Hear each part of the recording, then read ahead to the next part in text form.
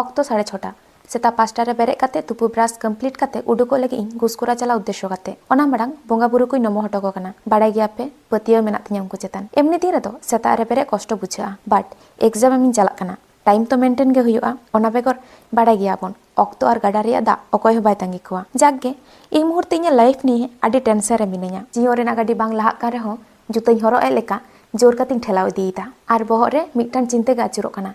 चिकाते ताड़ाताड़ी इᱧᱟᱜ जांगा तिन तिंगु केटेजोआ। Teaching line तेमा एखोनो आडी गान ऑक्तो लगावइᱧा।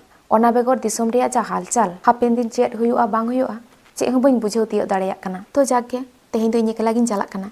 इनरेन गाते कोदो एटा रे सेंटर पड़ाव कान ताकोवा। हांडे चलाव काते अवश्य एटा गाते दुñ नाम कोवा एनते रहो मने तो थोड़ा बाड़िजोग कान गिया। बाड़ाय पे इñ नोंका एकला एकला जहां से चलाग दो गोगो नेतार हो बतरग गियाय। मने आय पाचे जाना हुयेन ओना खातिर सारा घड़ी ए फोना। बाट गोगो चिकातिñ बुझावया जे बई बई तिñ साबलम्बी काना। सारा घड़ी होर तो आर इña सावरे बाको तेहेना। इñ तेगे इñ जतोवा ठीक लगावइñा। तो जागे एग्जाम एम काते बिस्कुट जम जम तिñ रुवाड़ काना। सेता खना जम बानुआ आर मिदटांग दीदी नाम केदेया उनी हो ओंडे एग्जाम में चलाव लेना।